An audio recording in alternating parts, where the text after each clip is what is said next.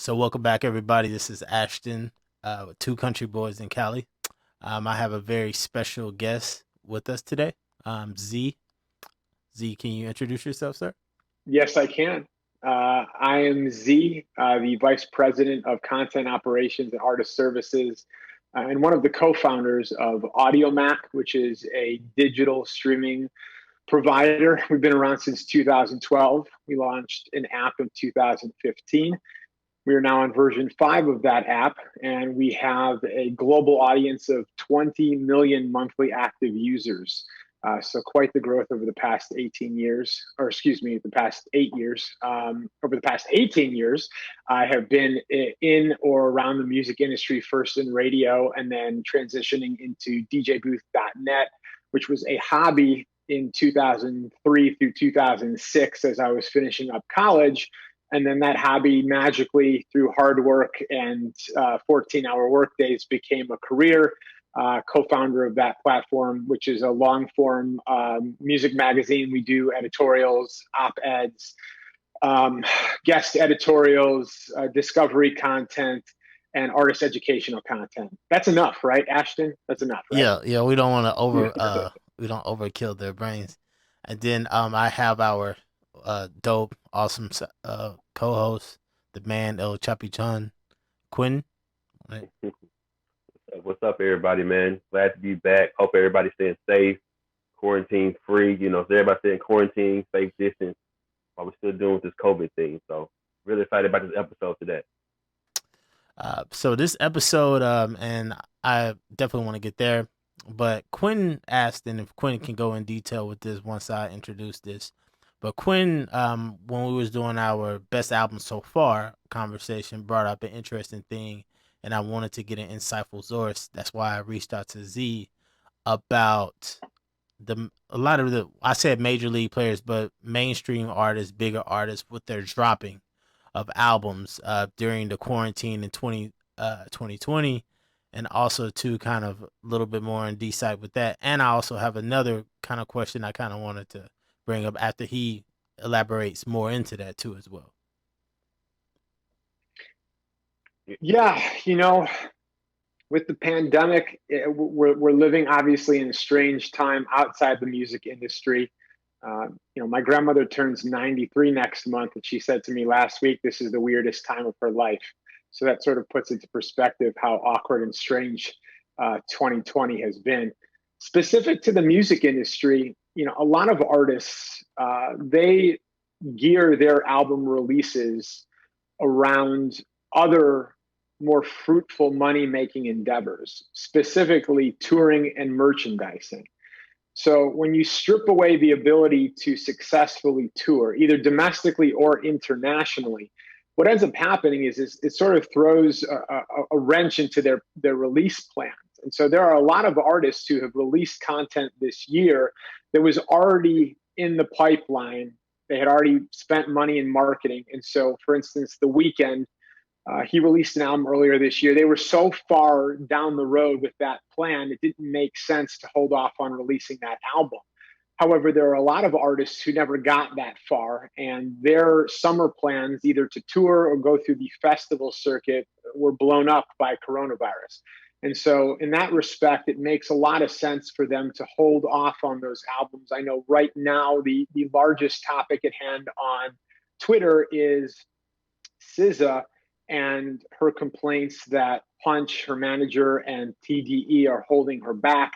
First, no one should be surprised. We went through this with SZA in 2016. Again, complained about not being able to release her album. 2016, better times for all of us, corona free. But for her, hard to justify not dropping at any point because she is an A-list star. But with the inability to immediately tour that material, let's say the earliest point in time that she can go out on the road to tour a brand new album is summer 2021, best case scenario. With the fickle nature of fandom, by that point in time, a lot of non-super fans would consider that material to be old. And so you have a year later, and then the expectation is she's going to release another album. But as we know, she takes her time, or they make her take her time. And so a year from now, we're going to run into the same issue again. Where's the new album? So it would behoove her and them collectively, and they might already be having these conversations, to release a teaser release, a 4-song EP, a couple of singles. You see the moment that Cardi and Megan just had culturally with one song in video. And so you tell your fans, you know that they're craving new material. You whet their palate for and tease them for a future release. Everybody's happy. But yeah, I mean, there's a business side that has to be thought of here. And too often fans forget about that. They just see the artist complain on social media and they're like, give me the album. If it were only that easy on a major label level. Quentin, you got a question? Yeah. And I was following back on that with people depend on the touring and depend on merchandise sales. Doing right now, do you think like you said, they're putting little tidbits out, like Drake just put this little single out, and then you got people releasing merch? Is that pretty much going to think it was going to be the key until they can open up venues? And what do you think the venues should be when they do open up? Should we still do the social distancing, or should we have a different format? Because once they do open everything back up, it's going to be, how they're going to, get the crowd. Are they going to increase ticket prices? Is they going to compensate for maybe less people being there? Well, there's a lot of questions. Sorry. I was just saying, do you think it's going to be increased, like in the ticket or how venue? How do you think the venue is going to compensate, get their money first of all, then the artists getting their money to make up for maybe less people being in the venue or whatnot? It's a great question. And I think first and foremost, there should be grave concern about the future of small cap rooms. Most of the larger stadiums and arenas, they are not predominantly used for concerts. They're used for sporting events. And they're typically tied also to private money and large corporations like Live Nation. I'm mostly concerned with the continued existence of small venues. So you're talking about 500 and fewer cap rooms. A lot of artists can't play arenas and stadiums where it's far easier to socially distance. And when you're talking about a 150 person cap room, you can only do so much social distancing in an indoor space like that, so to where that it's actually safe and also at the same time enjoyable. If there isn't an infusion somehow of cash, either on an industry-wide level or a governmental level, I fear that a lot of these smaller venues are actually going to go out of business. And it's going to be detrimental not only to the artists, but to the talent agencies and bookers, because small artists can't play large venues because they don't have that type of draw. And so then it's a systemic issue. It's affecting every level of the industry. Labels sign artists. They need to get those artists out on the road and tour. But if there are not those venues available in the cities that people are consuming their material, we have a serious issue. To address the other side of your question, going back to attending live events of any type, music, sports, or otherwise, it's going to take trust. Trust not only in others, but in the venue and their ability to forcibly tell their audience, you need to abide by specific guidelines if you're going to attend. I think that's going to be an issue. When you go to an event of any type, sports, music, otherwise, you want to just go and have fun. It's kind of hard to have fun if the entire time you're there, you're thinking about whether or not you're in a position that is going to make you susceptible to getting coronavirus. So until there is a vaccine that is widely used by the majority of the populace, or some type of antiviral that gives the rest of the public comfort in between now and when there is a vaccine, I think it's going to be very hard to justify the expense involved in getting artists out on the road touring. You also have to consider the insurance part. I'm no expert in insurance as it pertains to venues, but they're concerned that if an outbreak stems from one of their venues, they could be sued. So there are a lot of moving parts here. Ultimately, it's going to take a lot of patience, both for fans and artists. And as we know, none of us have good patience. We're all impatient. Yeah, and this is kind of something that I've been, because I've have been following a lot of things too, and I've been looking at a lot of counteractions, and I wanted to kind of get your thoughts, and as well as also kind of after that, Quinn and what his thought was would be on this. So I saw that United Masters have started this partnership with TikTok, with the streaming purpose of artists kind of debuting, and I guess counting. They're saying something about possibly counting the streams from TikTok. Do you think that is gonna be a viable situation? And a lot of artists have talked to me about, and I've kind of brought up, and I would like to know your idea, both UZ and Quinn, about like the Zoom concerts and everything. Because while I think it's a room for that, everybody is like a lot of people say, well, why can't this artist just put? I'll pay 30.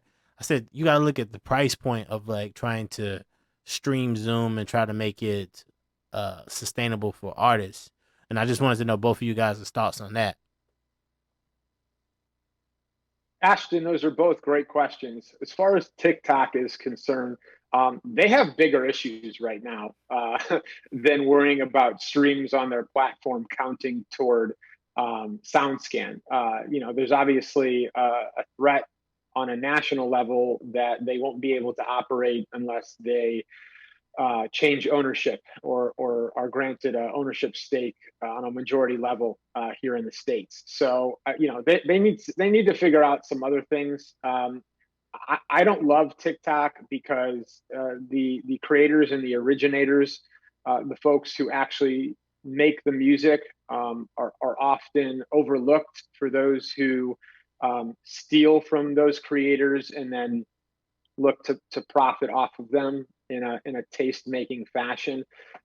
So I don't use the TikTok platform. I don't like the TikTok platform, and they've never really respected license holders or copyright. And until they do, it would be hard for me to support any initiative that they're engaged in, whether it be with United Masters or otherwise.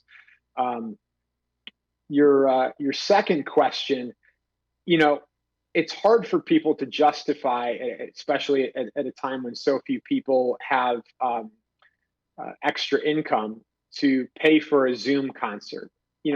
People pay to go to concerts because of the experience that they have connecting with the artist in that live environment and with other concert goers in their space. You don't get that same experience sitting at home in front of your computer screen. And so for a lot of folks, it's going to be hard to justify the cost of attending a virtual show. Someone like myself, I'm an audiophile. And so I know from my experience watching virtual shows, you're not going to get the same audio quality or anywhere close to it. Most of them sound pretty shitty. I hope I can swear. And so that's another factor. I think the easiest path forward in the virtual show game is for artists to get sponsors and have the actual show be sponsored and not charge concert goers, so virtual attendees, anything. That's going to be the way that the artist makes money, and then also the way that the largest possible audience size can be accrued. Quentin, what do you think? Yes, most definitely. That's what I was saying with the versus battles. You see the versus, everybody's getting 500K, each battle, especially with the DMX, Snoop Dogg, the Babyface. You're getting all type of different people, different age groups talking about these versus battles, and it's reaching like what Babyface system pretty much broke down. It was like over 500 had to stop and go again. They just pretty much just learn on the fly how to do this. So I was thinking too, like, okay, they doing the virtual thing, right? So I watch, like me personally, I watch certain people that I follow. So I follow Questlove. I watch his DJ set. I may watch D Nice see what he's playing. So it's certain people you see, and you can see the little sponsored by Twitch or something like that on the bottom.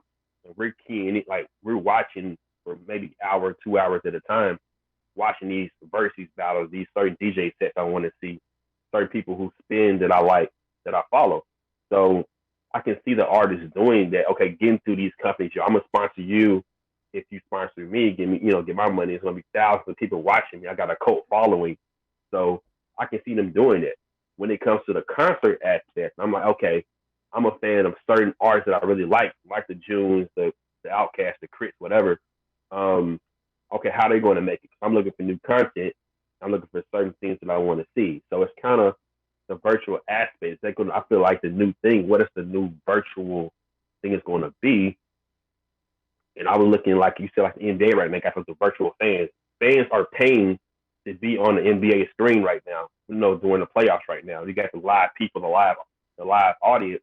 They're actually paying money to be on that screen. A lot of people don't know that. I'm like, well, you have to pay to get on the screen. So I can see that's kind of like an aspect I can see people having doing with these live concerts. I'm gonna be on screen, and I just think everything's right now. I feel like it's going virtual. And I was talking to Ashton about this before about these.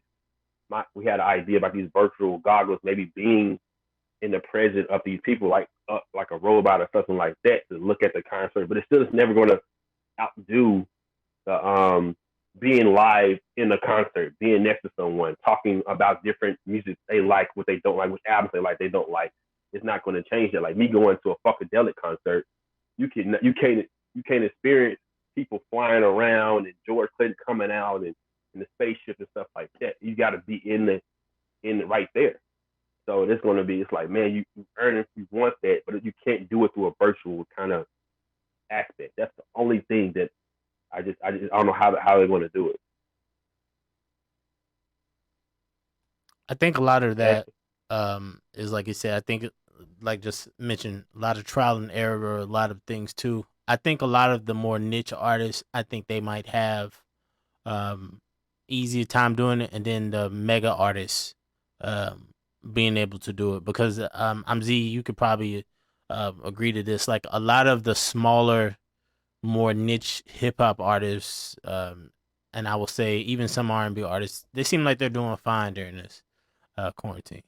I mean, Griselda's still dropping 40 albums a month, no problem, with shirts and merch, and their consumers are purchasing it. So, do you think because it's that type of thing, is this smaller kind of niche thing going on right now, you think that's the reason why those artists are being able to thrive a little more? Absolutely. I think when you look at a situation where the avenues to income are limited, any artist who has a small but dedicated base, the type of fan base that will, regardless of circumstance, be willing to shell out money in support, they're past the point where they're really just supporting your music. They're supporting you as a human being. Their level of fandom goes beyond just their appreciation for the music. And so I wish we saw more artists take this time. They're not on the road. They can't tour, to better connect with their social media followings. I was asked on a podcast about a week and a half ago what an artist should be doing during the downtime that they might have right now if they're not spending time with family or recording new material. And I said that they should be going out of their way to connect on an individual level with their fans. There's the misconception, obviously, that people who follow you on social media are your fans. But the truth is that most people just follow people on social media because they find them to be interesting or entertaining or even loathsome on that particular platform. Some people follow artists not even knowing that they're professional recording artists. They just find their tweets or posts to be funny. And so why not use this opportunity to further educate your following, try to convert those folks into paying fans? I think Griselda is a great example. They might not do the largest first week numbers, but they do great hard copy numbers. So actual physical sales especially when they're tied to merchandise purchases. And you're only going out of your way to buy merch bundles on a indie type rap level when you really are enamored with that act. And so, that's a path forward, but only for so many artists, those who have not relied on success being predicated on how many playlists they're added to, because playlist listens and user library listens, they're not the same thing. People who listen to music through playlists, they're just passing the time, either in a car ride somewhere, school to work, home to school, at the gym, soundtracking a life event, versus those who are lean forward listeners and save material to their library, and that's their go-to. Everyone should just be experimenting. Nothing is off limits. There's nothing that artists shouldn't try to do at this time. There's no wrong answers, but there's also no blueprint. So something that might work today might not work in a month. You just have to try shit. Yeah, that kind of makes me, and I just want to see if Quentin after this has one more question about this. This makes me think about when Ryan Leslie was trying to do the smartphone texting that kind of never really pushed out. I was thinking, would a platform like that actually work during this quarantine pandemic, where it's you kind of getting messages, sending the conversation and text through that? Would that be able to work? I know there was a lot of money and funding went in that, but it never quite went off. Quentin, you got any last thing too before I kind of switch one topic I want to get on before the end of this? I was just want to talk about talk to him about the vinyl coming back. Like you can see like on special releases on certain artists, they got like a vinyl package, and I feel like he was talking about the physical copies. Like you have to get, they're only going to press maybe 200 copies, and they're charging them $50-$60. I can see it. I kind of seen that makeup in certain artists that I follow, like the Sir. I try to get a Sir vinyl. I'm like, bro, it's like $50-$60 now. People are buying them and actually reselling it for like triple the price, on certain, because I'm a vinyl collector, and I'm like, I can see some artists really doing it. I've seen it with Crit. I've seen with a couple artists that just dropped that they're overpricing, or people are buying and reselling them. Have you been seeing anything about the vinyl aspect coming back to hopefully change the game a little bit? Prior to the pandemic, because I know that one of the unfortunate sides, and there are many, to our circumstances over the past 6 months, has been vinyl production. The actual production of the wax has been hurt by the pandemic. But prior to that, every year over year for the past decade, vinyl sales have increased. So there certainly is a demand in general amongst the listening public. On a personal level, I believe that the sound quality on vinyl is bar none better than any other platform available. If you've listened to material on a piece of vinyl, you know, assuming you have good speakers or great headphones, you will not hear anything better other than a live performance. All of that said, I don't believe most people who buy these bundles that include vinyl, I don't believe that they're buying it because they want to play it off of vinyl. They're not audiophiles. I believe they're buying it, as you touched on, Quentin, because they're being produced in limited quantity, and people love the idea of collecting something that's rare, either for themselves as a keepsake or to resell on the marketplace. In general, though, when you buy things like vinyl, you're doing it because you just really love the artist and you want to support whatever they're doing. Bandcamp has been wildly successful at packaging up digital downloads with stream access and then merch, and those bundles often include vinyl in limited number. In most cases, you just have a rabid yet small fan base, and if they know that they can get a hold of a product and be one of a very few people in the world to hold and have that product, it just, that's what they want. They want to know that they're supporting you because they believe if they do that, it will enable these artists, all of whom are mostly independent, to be able to continue to create. So essentially, you're paying it forward. I'm going to buy this vinyl that I'm probably never going to stream, because by doing that, it will ensure that my favorite artist will be able to continue to create, and I'm going to get another album from them in, you know, eight months or a year. Yeah, that's that. And our last five, like I said, 5 minutes, I kind of want to touch on this just as a bonus. The conversation that you have had and a lot of other people, and after Quentin kind of chime in on it too, about the ghostwriting in hip hop with the all of that. That has been the topic outside of WAP and the sales and everything that's been going on, like you said with SZA. That's been another conversation. Can you elaborate on that too for listeners? Absolutely. Yeah, the conversation in general on social media is often a conversation that is led by misinformation. And so, what I've been trying to do, as I always do on social media, is basically just educate the masses on how all of this works behind the scenes. You know, hip hop is unlike pretty much any other vocal genre in that if the artist themselves is not also the writer of the material, there's a certain authenticity that is missing, and that artist, that rapper, cannot be viewed through the same lens. So when you're talking about who is among the greatest MCs of all time, a disqualification for anyone automatically happens if we find out that they are not the writer of their own material. When you get to be a major label artist on the level of a Travis Scott, and he was the subject of conversation recently on social media, all material is a collaborative effort. Now, Travis has been in the game, so to speak, for 8-10 years now, at least in the limelight. And throughout that entire process, he's always had help with his pen. And throughout that entire process, it has been public knowledge, whether it be Travis himself or by fans simply reviewing the credits. Now, the word that gets thrown around on social media often is ghostwriting.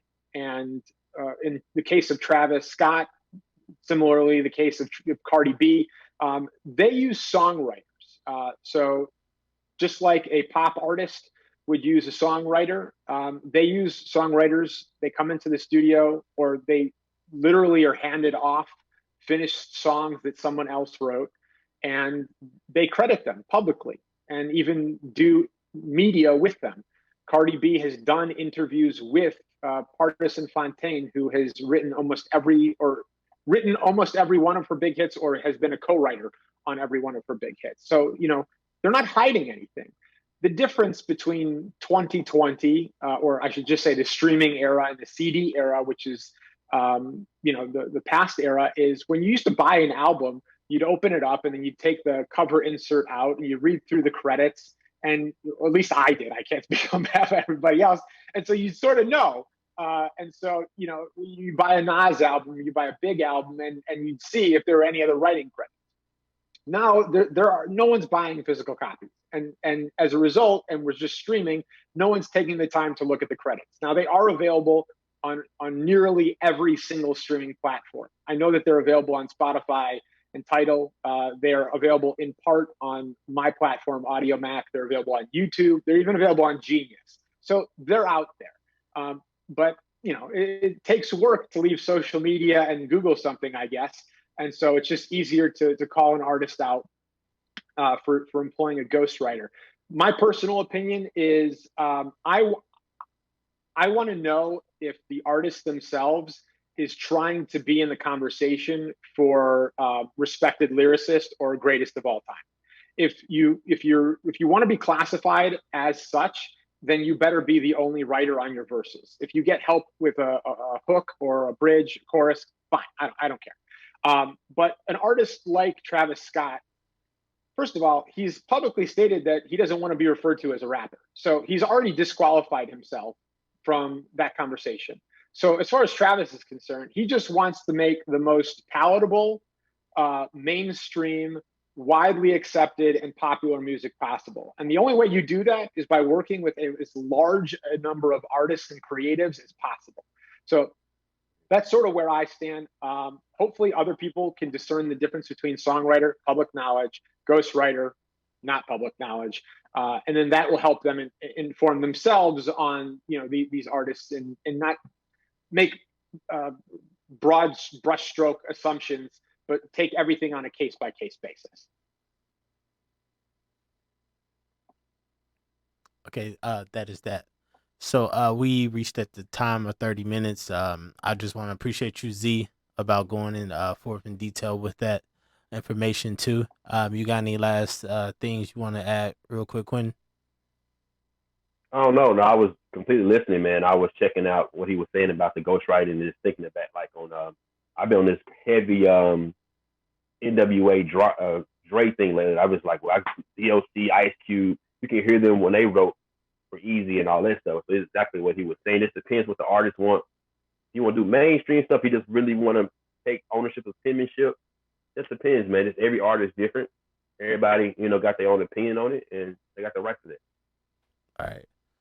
Well, I definitely want to thank you, Z, for giving us some of your gracious time that I know is busy around this time with DJBooth.net and Audiomack.